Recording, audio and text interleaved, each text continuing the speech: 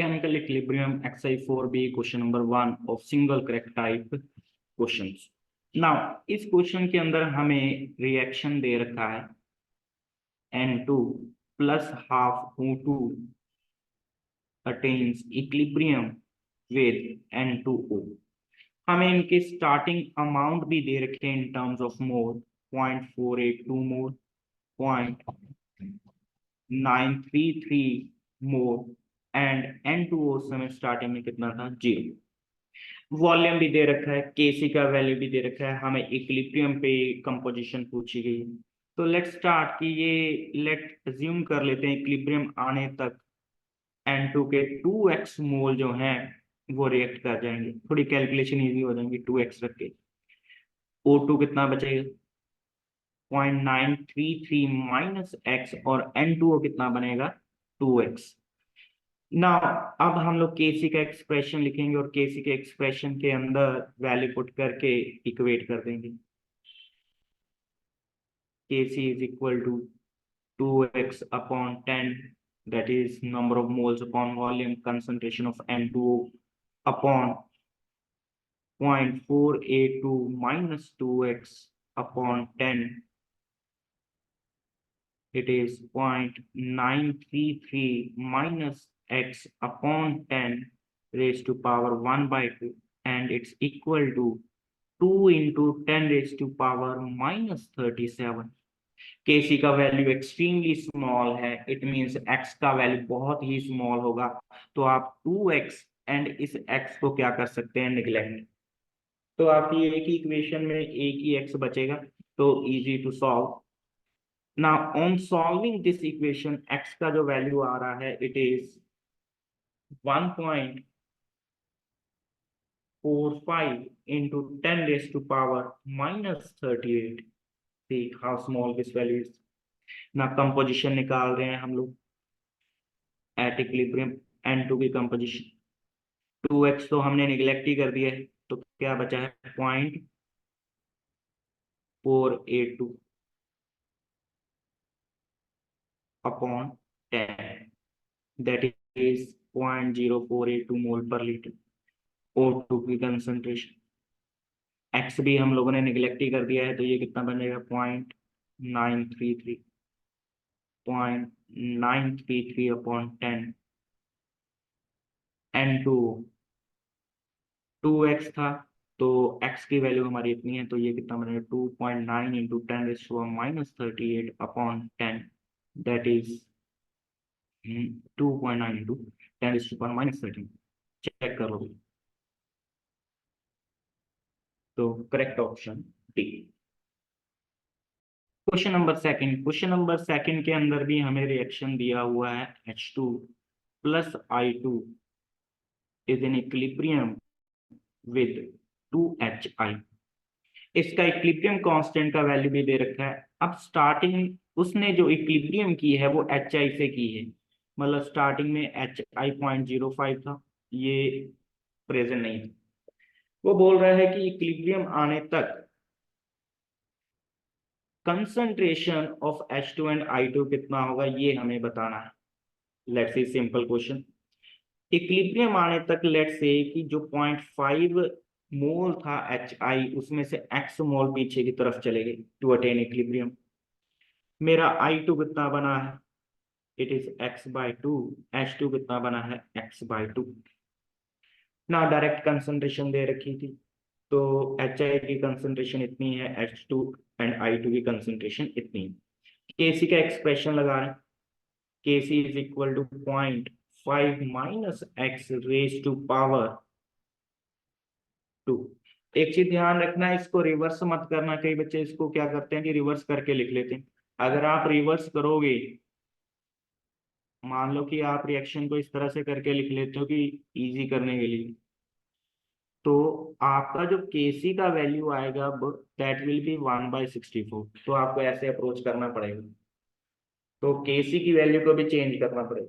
तो वापिस आ रहे हैं, Kc का एक्सप्रेशन लिख रहे हैं हम लोग,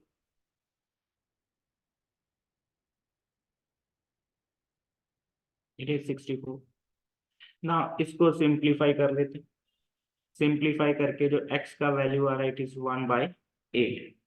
x का वैल्यू 1/8 आ गया, इट मीन्स आपके H2 की concentration is equal to I2 की concentration is equal to x/2, that is 1/60, and it's coming out to be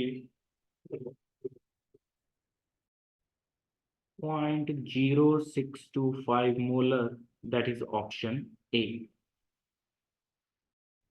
Question number 3, exercise 4b. Now we have been given equilibrium x2 plus x negative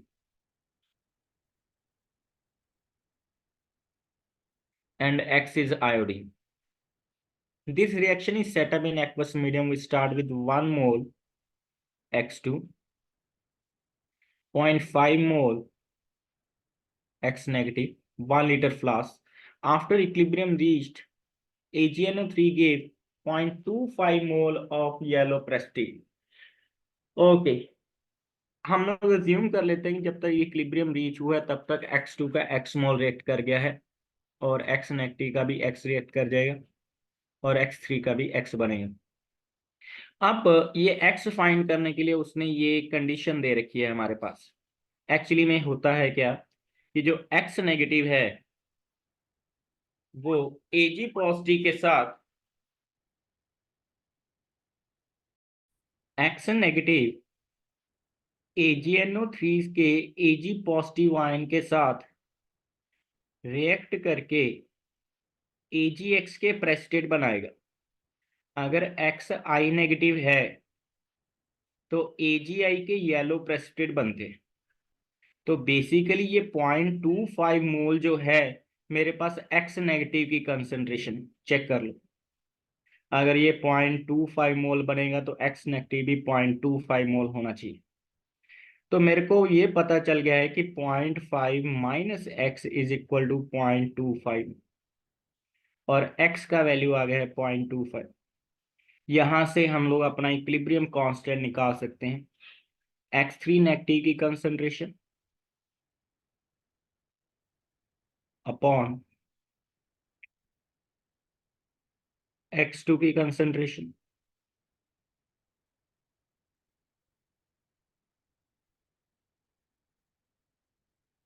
ना on simplifying it we are getting 1.33, that is option A.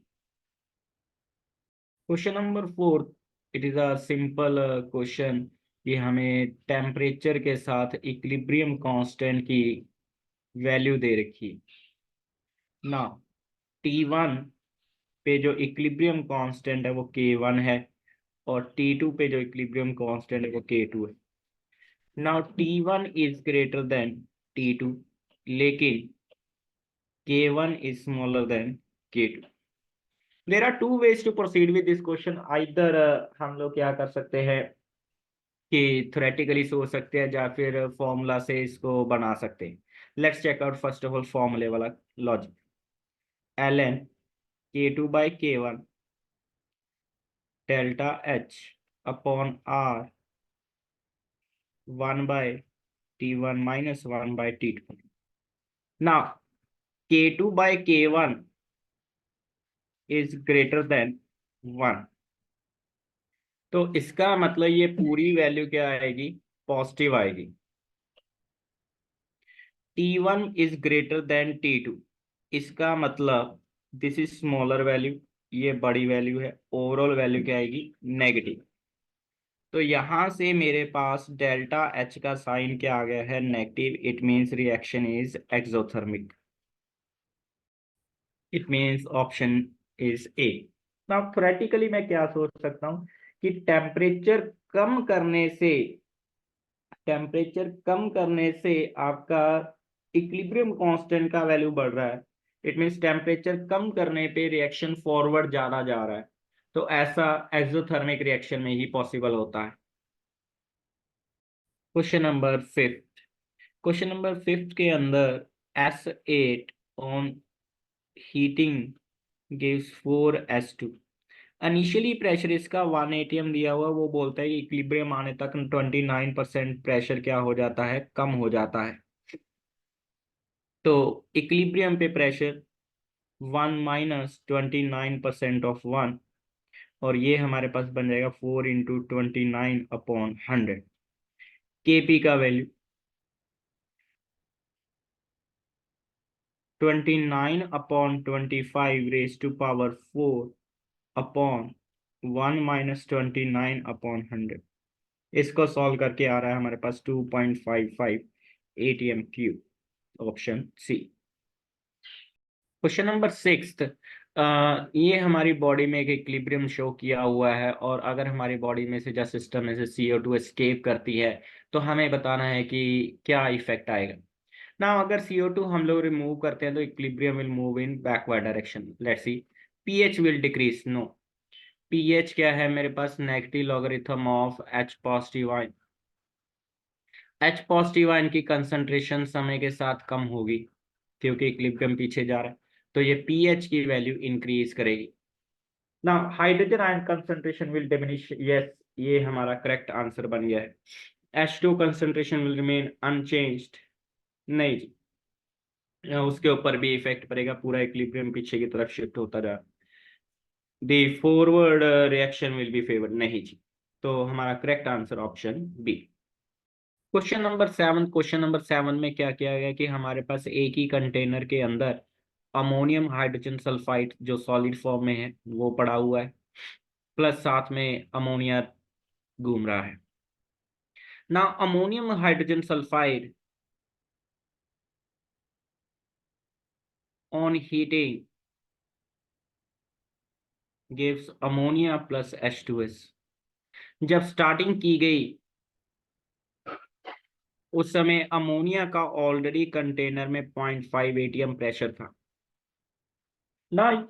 Ammonium hydrogen sulphide break किया, decompose होने के बाद container में ammonia और produce हुआ और साथ में H2S भी।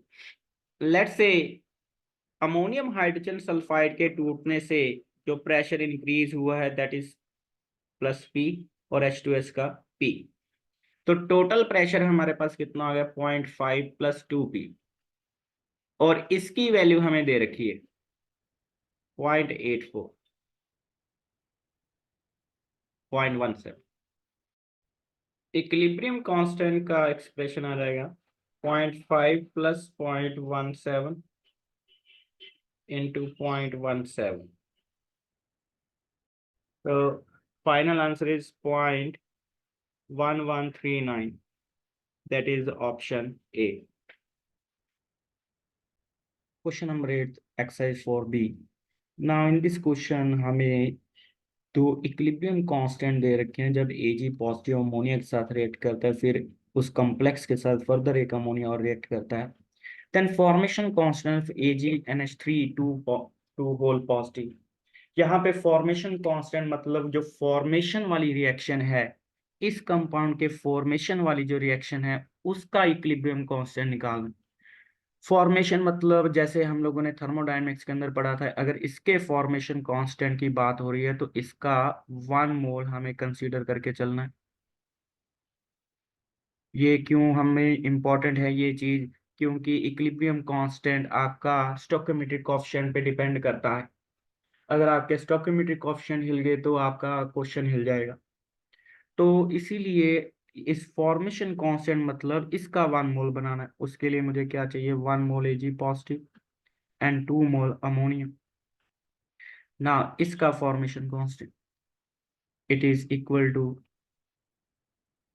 AgNH3 whole twice positive upon Ag positive NH3 raised to power 2। ना अगर हम लोग ध्यान से देखें तो इन दो रिएक्शन को अगर हम लोग ऐड कर दें तो हमारी ये रिजल्टेंट रिएक्शन आ जाएगी।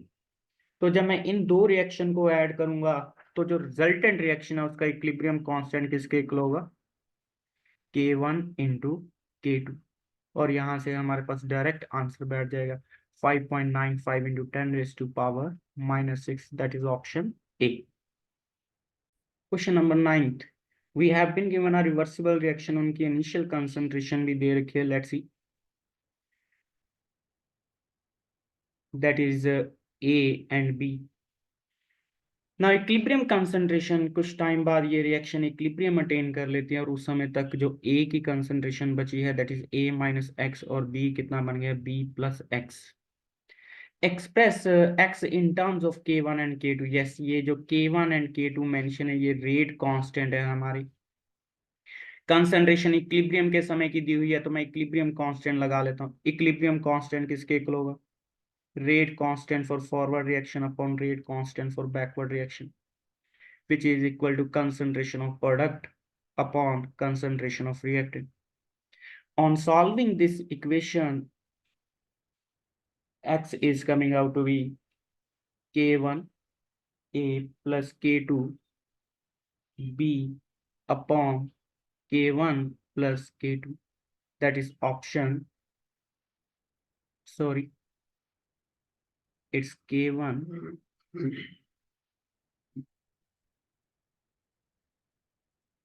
a minus k2 b. That is option A.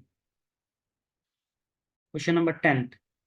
O3 dissociate करके O2 में कन्वर्ट हो रहा है, इसका इक्विलिब्रियम कांस्टेंट दे रखा है। इक्विलिब्रियम कांस्टेंट का वैल्यू बहुत हाई है, इट मींस रिएक्शन फॉरवर्ड की तरफ ही है कि आपका रिएक्टेंट एट द एंड बहुत कम है, और इस चीज को जस्टिफाई करने के लिए उसने PO2 वेरी हाई दे रखा है as compared to PO3। Now total pressure ATM है, then partial pressure of O3। Okay, now total pressure जो है it will be equal to, equilibrium की बात कर रहा हूँ, ये सारा डाटा इक्विलिब्रियम का है, PO2 plus PO3 is equal to 8। ना उसने खुद बोला हुआ है कि PO3 बहुत छोटा है, इट मींस PO3 को मैं 0 ज्यूम कर लेता हूं तो मेरे पास PO2 कितना बच गया है, 8 18। PO2 का पार्शियल प्रेशर आ गया, O3 का निकालना है, KP गिवन है, इजी पीजी गेम।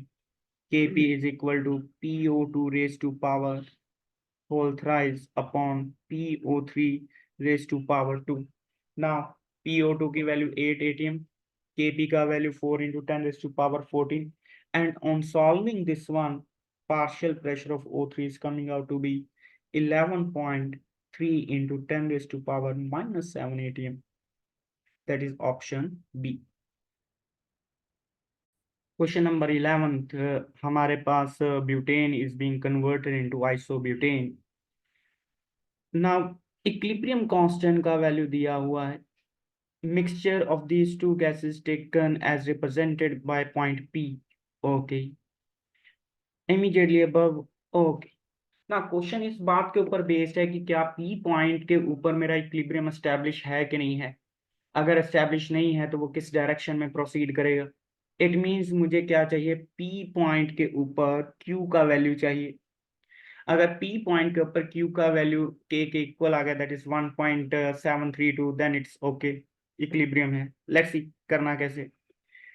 Q किसके इक्वल होगा, दैट इज, इसको A मान लेते हैं, इसको B मान लेते हैं, concentration of product upon reactant.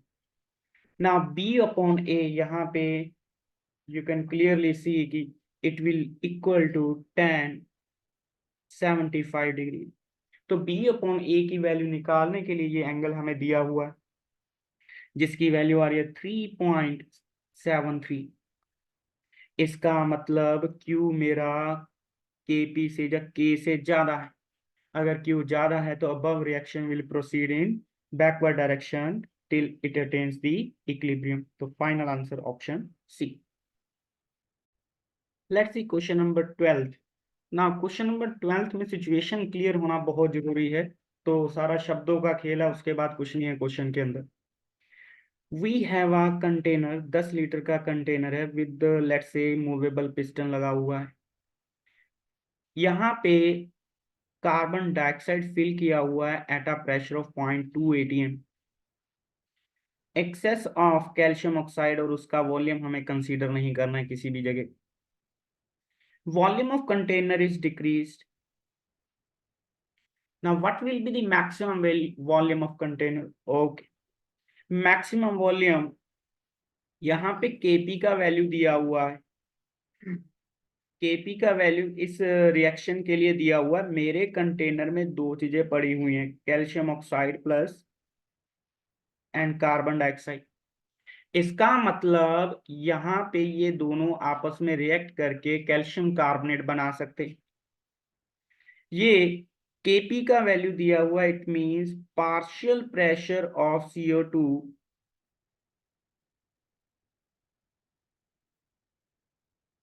Is equal to आ जाएगा 0.8 atm। मतलब जब इक्विलिब्रियम एस्टैब्लिश होगा उस समय partial pressure of O2 0.8 atm होगा। इट मींस आप 0.8 atm से ज्यादा का प्रेशर CO2 का नहीं कर सकते, क्योंकि अगर उससे ज्यादा हुआ equilibrium will shift in backward direction, CO2 consume हो जाएगा और वापिस से उसका प्रेशर 0.8 atm आएगा। तो मेरा मैक्सिमम प्रेशर जो CO2 का अटेन हो सकता है दैट इज 0.8 atm। नाउ इस 0.8 atm कितने वॉल्यूम पे अटेन होगा वो हमें चेक करना है। Let's check this one out. तो उसके लिए मैं सिंपली आइडियल गैस इक्वेशन पे चला जाता हूँ। टेम्परेचर आपका कांस्टेंट है, प्रेशर एंड वॉल्यूम चेंज हो रहा है, तो let's see P1V1 is equal to P2V2। जब उसका प्रेशर 0.2 atm था, वॉल्यूम उस समय कितना था 10 लीटर। जब ये 0.8 हो गया है तो उस समय वॉल्यूम कितना है वो हमें चेक करना है, which is coming out to be 2.5 litre, that is option B. Question number 13 के अंदर हमें जो रिएक्शन दे रखी है उसका डेल्टा जी नोट और इक्विलिब्रियम कांस्टेंट फाइंड करना है, और डेल्टा जी नोट फॉर्मेशन का डाटा दिया हुआ है।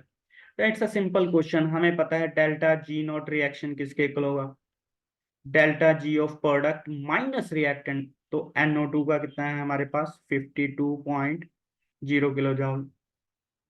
फिर माइनस रिएक्टेंट का करना है NO का 87 प्लस 1/2 इंटू 0 O2 का। ना फिर ये जो वैल्यू है यहाँ से हमारा डेल्टा जी का वैल्यू जो आ रहा है -35 किलो जूल। अब इसी डेल्टा जी नोट की वैल्यू को मैं किसके इक्वल रख सकता हूँ, 2.303 RT log ऑफ K।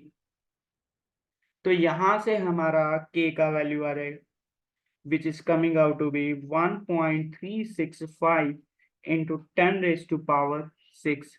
तो option D.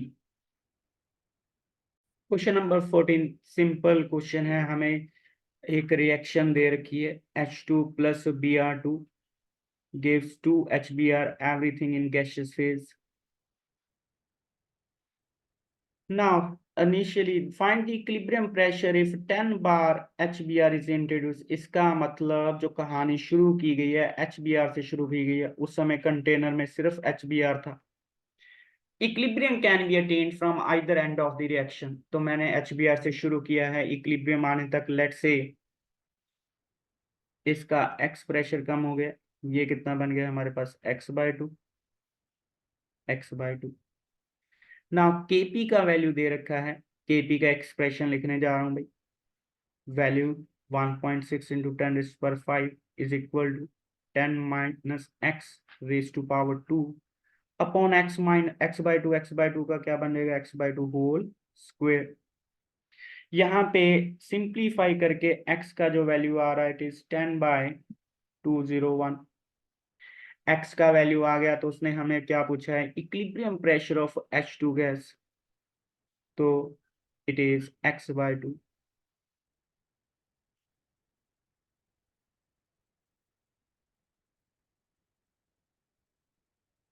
2.5 into 10⁻⁻2 option C. Question number 15, another interesting question, previous year JEE advanced question. N2 plus 3H2 gives 2 ammonia, which is the correct statement if N2 is added at equilibrium. Equilibrium will shift to forward direction because okay, हमने N2 add किया, it's but obvious कि equilibrium forward की तरफ shift करेगा। तो यहां तक की स्टेटमेंट तो सही है। कारण पे आते हैं, क्या कारण सही लिखा है, because according to the second law of thermodynamics the entropy must increase in the direction of spontaneous reaction. ये सेकंड लॉ की स्टेटमेंट को थोड़ा सा तोड़ मरोड़ के लिखा हुआ है, यहाँ पे वो रिएक्शन की बात कर रहा है, रिएक्शन की, जबकि एंट्रोपी बढ़नी चाहिए ओवरऑल यूनिवर्स की, ये सिस्टम की बात कर। और दूसरा, अगर हम लोग इस बात पे भी आए, एंट्रोपी मस्ट इंक्रीजेस, तो यहाँ पे एंट्रोपी डिक्रीज कर रही है, 4 गैसियस रिएक्टेंट है और 2 गैसियस प्रोडक्ट। तो अगर पहली पार्ट सही है कि फॉरवर्ड में जा रही है, यस, लेकिन वो बोलता है कि फॉरवर्ड में क्यों जा रही है, क्योंकि एंट्रोपी बढ़ रही है, जबकि एंट्रोपी वहां पे कम हो रही है, तो ये ऑप्शन गई है हमारी। The condition for the equilibrium, okay, यहां तक की स्टेटमेंट चेक कर रहे हैं। यस, ये पार्ट सही है हमारा। डेल्टा जी एट इक्विलिब्रियम क्या होता है, जीरो। डेल्टा जी जीरो है, डेल्टा जी को क्या लिख सकता हूँ, delta G formation of product minus reactant.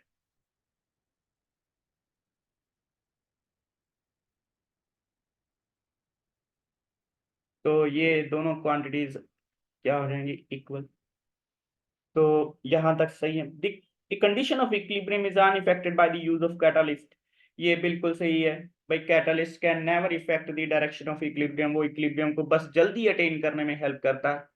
Which increases the rate of both forward and backward, yes बिल्कुल सही। इसका डिटेल डिस्कशन, मैथमेटिकल डिस्कशन ये पॉइंट का, कि कैटालिस्ट दोनों रिएक्शन फॉरवर्ड एंड बैकवर्ड को इक्वल एक्सटेंट से इफेक्ट करता है, वो +2 के अंदर हम लोग मैथमेटिकली जस्टिफाई भी करेंगे। ये बिल्कुल सही है भाई, ग्राफिकली भी जस्टिफाई करेंगे, तो ये स्टेटमेंट सही है। Catalyst will increase the rate of forward reaction by alpha, नहीं जी, सेम सेम रेट से, सेम रेट से। Catalyst will not alter the rate of, नहीं जी, दोनों का रेट बढ़ाता है, तो ये भी गलत है। Final answer B.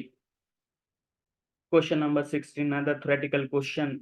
N2O4 का डिस्पोजिशन शो किया हुआ है, उसने टेम्परेचर फिक्स रखा है, volume of reaction container is half, मतलब वॉल्यूम कम कर दिया गया।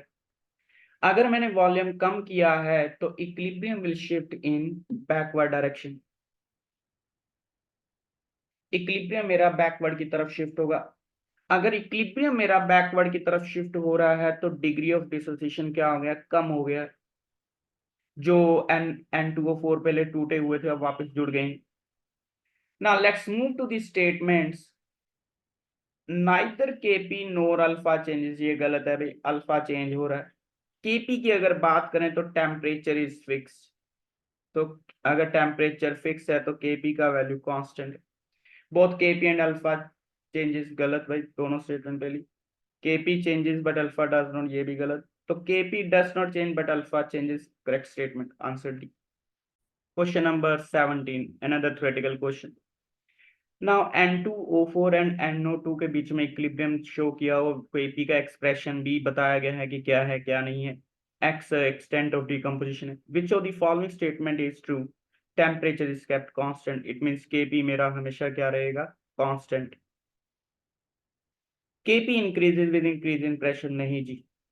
यहाँ पे अगर पी में कोई चेंज करता हूं तो उससे एक्स में भी चेंज आएगा, तो एक्स और पी में चेंजेस होने के बाद ये ओवरऑल रेशो क्या रह जाएगी, फिर से सेम।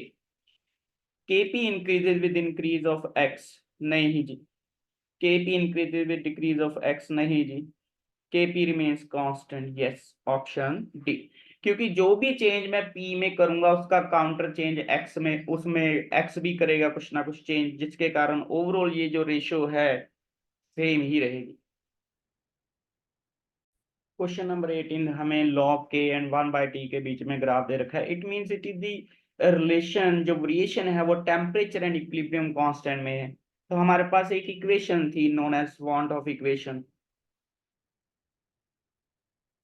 जो इक्विलिब्रियम कांस्टेंट में चेंजेस टेम्परेचर के साथ बताती थी ना। उस इक्वेशन से हमारे पास क्या आता है, ln K plus delta H upon R T is equal to constant. ना हमें ln के की बजाय log के चाहिए बेस 10 की फॉर्म में, तो मैं इसको पहले ही बेस 10 वाले log की फॉर्म में लिख के चल लेता हूँ। तो इट इज 2.303 log के। ना यहाँ से मुझे साफ साफ नजर आ रहा है कि ये मेरे पास एक स्ट्रेट लाइन की इक्वेशन बनती हुई नजर आ रही है।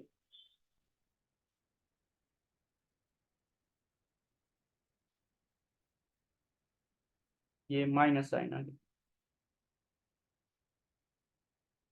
ना। चेक कर लो भाई, ये स्ट्रेट लाइन की इक्वेशन बन गई है। वाई एक्सिस पे लॉग के, एक्स एक्सिस के ऊपर 1/t, तो साथ में क्या लगा हुआ है, स्लोप m, और ये इंटरसेप्ट हमारा c ना। तो यहाँ से स्लोप हमें पता है 10 मतलब 45 डिग्री एंगल गिवन है, तो स्लोप रिलेट हो जाएगी हमारी। तो minus delta H upon 2.303 r is equal to 10 45 degree. इसको सॉल्व करके डेल्टा एच का वैल्यू हमारे पास आ रहा है -4.606 कैलोरी। आंसर कैलोरी में, तो आर का वैल्यू जो है अप्रोक्सीमेटली 2 ले लेना भाई। तो हमारे पास final option B. Question number 19 equilibrium constant दे रखा है 1300 केल्विन के ऊपर, 1200 के ऊपर पूछा गया है, डेल्टा एच गिवन है। Straight forward question of want Hoff equation. तो इक्वेशन हमारे पास थी log of k2 by k1 upon delta H upon 2.303 r 1/t1 minus 1/t2। तो हमें यहाँ से k2 का वैल्यू फाइंड करना है। k2 हमें फाइंड करना है। k1 का वैल्यू हमें दिया हुआ है डेल्टा एच जाउल में ले लेना। तो r का वैल्यू आपका आ जाएगा 8.314, t1 1300, t2 1200 ना। इस पूरे को सॉल्व करने के बाद जो k2 का वैल्यू आ रहा है, it is 1.18 into 10⁻⁻⁴, that is option A. Question number 20th, we have been given एक इक्विलिब्रियम एस्टैब्लिश्ड है आपका लिक्विड वाटर के अंदर एंड स्टीम के अंदर, उसके वेपर्स के साथ ना। उसने क्या किया है कि यहाँ पे कांस्टेंट प्रेशर के ऊपर क्या कर दिया है, नियोन गैस पास कर दी है। It is case of addition of inert gas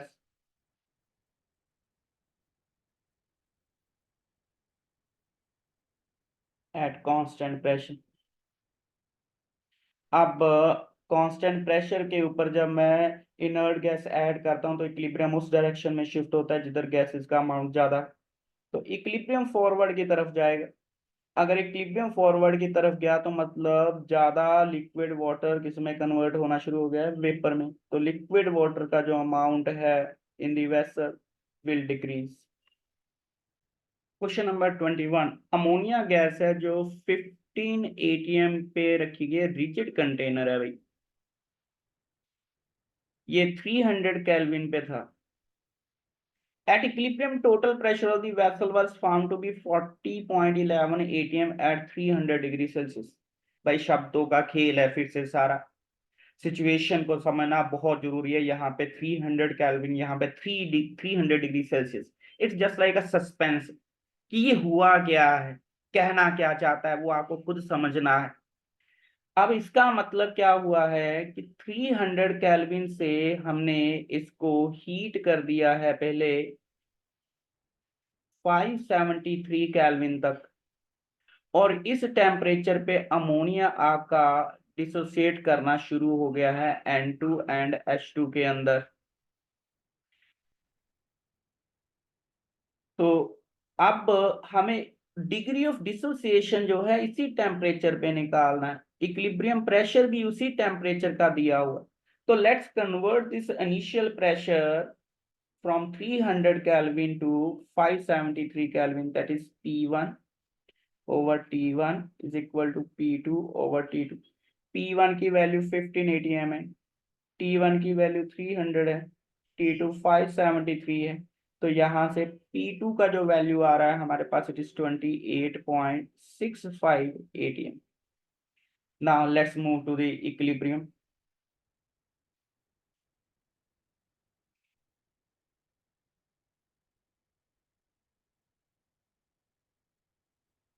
initial pressure 28.65, equilibrium तक आते आते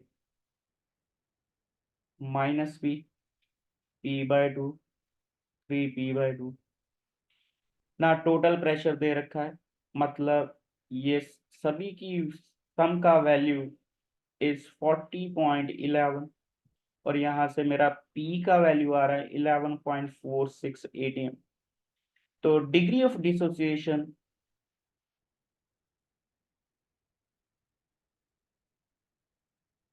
इज इक्वल टू कितना प्रेशर कम हो गया है out of total pressure.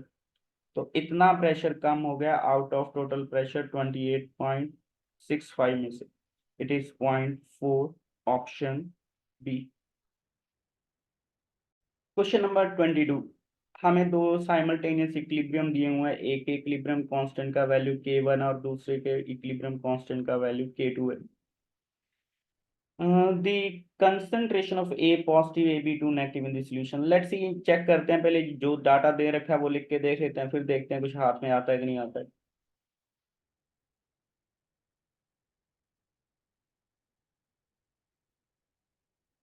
A2,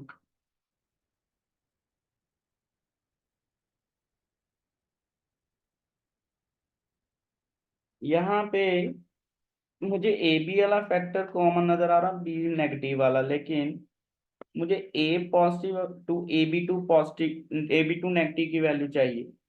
तो मैं क्या करता हूँ, कभी मल्टीप्लाई या डिवाइड करके देख लो, आप देखते हैं कुछ आता है कि नहीं आता। मैं डिवाइड कर रहा हूँ डायरेक्ट, k1/k2। अगर डिवाइड से ना बने तो मल्टीप्लाई करके देख लो। k1/k2 करने के बाद what we will have, AB2 negative upon P negative, AB equals, sorry,